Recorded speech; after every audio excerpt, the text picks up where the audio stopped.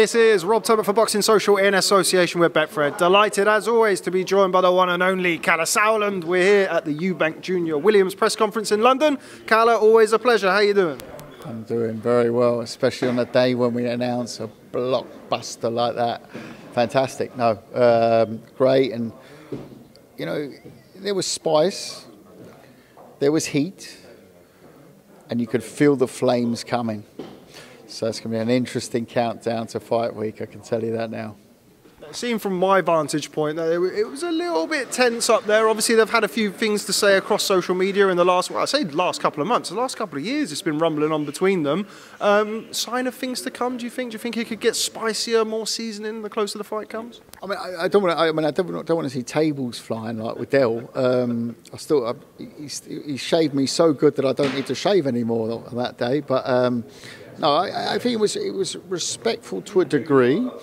But there was also moments where there were certain words used that, you know, went, let's say, beyond respect, or not beyond before respect, or no respect, or whichever way you want to look at it. But it was, yeah, it was hot. It was hot, but you feel that there's more coming, for sure. Now, one of the things that you said there, which I'd like to pick up on, is, of course, we all remember that great night in Stuttgart where Chris Eubank Jr. went in ice cold and iced Avni Yildirim in that Galatasaray bear pit. I think he's probably going to have to do the same thing when it comes down to it on December the 11th in Cardiff, but he doesn't really seem like the type of person who's bothered by that sort of thing. Listen, I hope it's not the same thing as it was that night with Yildirim, because it wasn't just banners, it was flares being thrown and God knows what going on.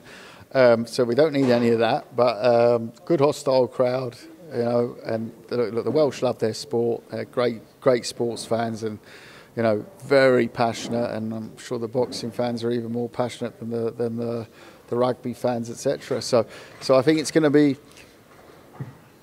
be hot, and that's going to make it on TV a fantastic viewing as well, a viewing experience, fitting of what these two men are going to go through that night. In terms of Eubank, he does not give a toss. In fact, he loves it. You know, at the time when we went to Yildirim's backyard, so to speak, nothing at all. You know, in fact, I saw him in the locker room before, and it's like hours out there. So, it's quite spicy. It's lovely. You know, he's such a cool, calm, and collected character, and he doesn't change before a fight. Often I've seen fighters can be very loud and then they suddenly go very quiet, and I've seen others that are very quiet and suddenly get very loud. And Eubank Junior don't really change, you know, up to the fight, in the dressing room, before walking, it's always the same. And it's must be a fantastic poker player, but I think he thrives off it, or it just doesn't affect him at all. Only he will know that.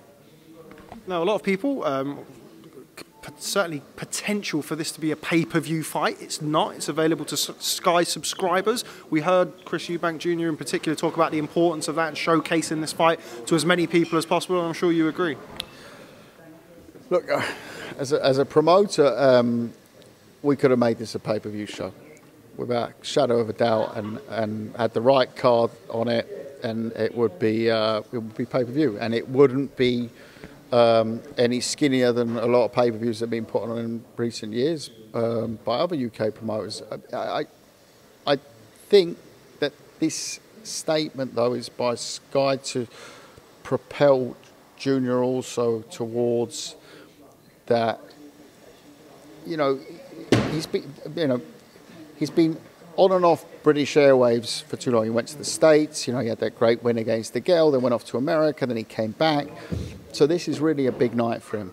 And to put that on free to view is fantastic by Sky. I think they've, you know, really got behind him, and they've pushed everything behind this Eubank banner, and I think that it delivers the platform. And once again, I'll go back to the fans, and they will make that night for you, for the people sitting at home on the couch watching that level of a fight on Freeview, vital, because a lot of those won't be watching boxing normally. And there'll be, there's some great football on that day, or going from the football, they'll be pushing it all day. And then to watch what ultimately would normally be a pay-per-view fight, but you watch it on Freeview, and then you've got that hot atmosphere. That's the seasoning on top of it that makes it so beautiful. The middleweight division, we saw this past weekend, Jaime Munguia and Gabe Rosado had a brilliant fight. We've got Demetrius Andrade versus Jason Quigley this week. Of course, Gennady Golovkin and Ryota Murata at the end of the year. Spoke to Chris and asked him what is his ideal fight for 2022. And of course, not taking his eye off Liam Williams. What would you like to see from Chris Eubank Jr., all being well, he comes past Liam Williams on December the 11th? I mean, one mustn't look past Williams, and I'm sure Eubank won't be doing that. But as a promoter, I have to look at every possible scenario, from the unthinkable to the very thinkable. And, I think Andrade Quigley's a great fight this weekend. Murata Triple G is very nice, especially that it's lay between Christmas and New Year's, so we've all got something to watch. So I'm very happy about that, as I'm sure many others are. But the nice thing is they've all signed off for the year at a similar sort of time, haven't they? And that makes things a lot easier that they're all on the same calendar. I saw CANELO talking about coming to the UK as well, although I saw him also this morning talking about going up the cruiserweight. So, but I guess CANELO can do what he wants. So, but if he came to the UK, of course, there's only one real name he could fight, unless he goes to cruiserweight and boxes Okolie in the UK. For me, the decision to what fight happens, we're talking to everyone, of course. And they're people that we talk to anyways, about other business, and there are ongoing discussions, but no one wants to, do pre-deals or things like this, so it's cool. If you were writing your list to Santa Claus, I'm sure you've been a very good boy this year. What name would you put down for Chris Eubank Jr. for next year for Santa to deliver you? May, Wembley Stadium, Golovkin. Now, you've obviously seen a lot of Gennady Golovkin from years ago when he was based out of Germany. Where do you see him? Obviously, we've not seen him in the ring against, in my opinion, a live opponent since the Derevianchenko fight. The Murata fight, do you think there's some potential there for the upset? Listen, for someone he's been out the ring a year now, isn't it? 13 months. December last year, wasn't it? So 12 and a half months. It will be at the time. And he called out actually Junior after the fight or before the fight. So we don't know. At that age, you don't know. The lights can turn off very quickly, and the lights, when I say the lights, means reflexes in boxing. If the reflexes suddenly go, they go. I don't think it will happen. I hope it doesn't happen, because we lose a great in our game, and I still think Golovkin can offer a lot to this sport. Tough fighter, and lives it, breathes it. This is actually a really cool guy outside the ring, and just a great ambassador for the sport. I mean, imagine what he's done as a Kazaki all over the world. Triple G. I mean, it's fantastic. Moving on, because I appreciate you've done an awful lot of media today. Busy day that it was, packed out press conference and what have you. You spoke about Canelo Alvarez and his recent news about him jumping up to cruiserweight. I always say this to you, whenever there's cruiserweight news, there's one man to speak to with regards to the cruiserweights, which is yourself. Good move for him, jumping up to cruiserweight and boxing Olunga MAKABU? Has he moved to cruiserweight? I mean, if the fight does happen. You know who informed me of this fight? It was Myris Briedis at bed, in bed this morning. I wasn't in bed with Myris Briedis, but I got a message of Myris Briedis in bed this morning. I'm looking at and they're 2 hours ahead of us, so he didn't write this at 5 a.m., but it looked like it came in at that time. And I was like that. So my initial reaction was, okay, he wants to go to cruiserweight. MAKABU, well, MAKABU, I think he beats easily. I don't think that's much of a fight. Is that one of those fights off that he has that he likes to do? He had the Yildirim fight, he does. Which let's be happy. and grateful that we have the number one in the sport, boxing, so often. To have a sort of a night off fight is okay. MAKABU is a night off fight. You know, MAKABU is a thing of the past. He's not a future fighter. He's not a fighter who's, you know, for me, reached greatness by unifying or anything like that. So is he dipping his toe in the water, or is this story complete bullshit, or what is this? You know, that was my first reaction.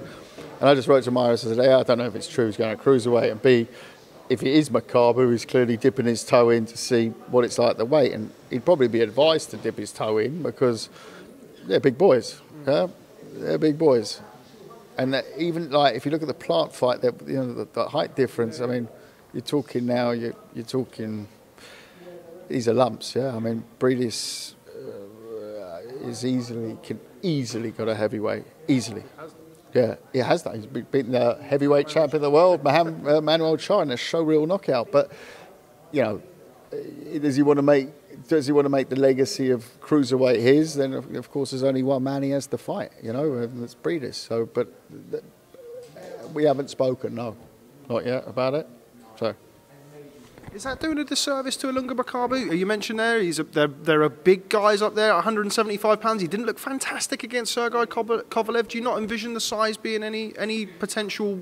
Nah, I think MAKABU is there to be hit, and he'll get hit and he'll get taken out. I think CANELO can punch at the weight, 100%. When he goes up and takes the weight up there.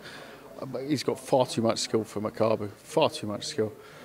MAKABU, decent boxer, but don't forget I overlooked him for both World Boxing Super Series that way, and I just didn't see that it didn't have that X factor for me. But you know, still he's a champ, and you know, if it makes business, I guess. He's probably also would be the cheapest champion to get in, so they'll think financially as well. You know, Okolie would be a lot more expensive, but Briedis certainly would be a lot more expensive.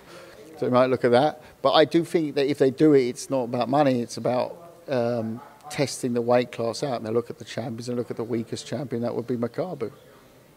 We've mentioned their names here, Myris Briedis and Lawrence Okolie. You know where this is going, just to round things off nicely. Are we any closer to that? Lawrence Okolie, Shane McGuigan have been calling for that fight. Myris, I've seen, has been calling for CANELO. Jake Paul, the talk of him going up to heavyweight. What's the latest? Loves his calling. But no, I mean, Myris has a mandatory with Jay Optatai. And that's something that we're discussing at the moment. And of course, we're just talking to Eddie about the fight with Okolie, which will happen next year. If both are world champions, it will happen, that fight. Would there be a potential for that to happen before a mandatory? Would there be a potential for unification to supersede the mandatory? Very skinny potential, but I think that we would probably be with a mandatory first, just to clear that situation up. Okay, before I let you go, it wouldn't be right without asking about the best tournament in boxing, the World Boxing Super Series. What's going on, Kalle? Got anything to tell me? Yeah, you know, we move on with our plan. The issue we have at the moment is Europe's going back into a partial lockdown where we envisage 2 of the dates, so we'll look at that part of it. But really, it's about now finalising the setup, which I think everyone can see will be in 2022. And, you know, we're pretty much there on the lineup in terms of who we want in it. Interesting with Terry Harper last weekend.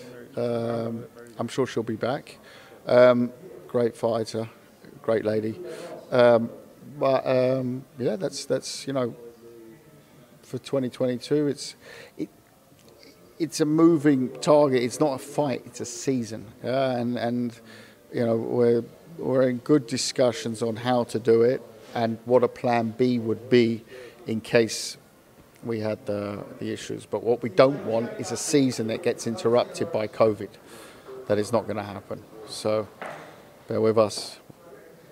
Wait with bated breath. You know I'm a big fan of the WBSS. Let's round it off with what we started with, Chris Eubank Jr. versus Liam Williams. This is the moment that I give the great Kalle Sauerland the floor to sell this fight, if it even needs selling, to the audience. What can we expect to see on December the 11th? I think a throwback. I really do. I think it's a throwback to the years of Eubank Sr. and of Ben and of you know, those great fighters, Steve Collins, Michael Watson, you know, and the list goes on and on and on and on. But it has that throwback feel to it. That's my thing, which if anyone doesn't know that, and you're too young to know that, about those fights, then go and look at them, because you won't see much better boxing. And I think we're going to see a war between two gladiators who don't know how to take a step backwards. Okay, well, we look forward to seeing it December the 11th. In a red-hot atmosphere. In a red-hot atmosphere. Kalle Sauerland, always a pleasure. Thanks very much for speaking to Boxing Social. I'm sure I'll catch up with you soon. Thank you very much.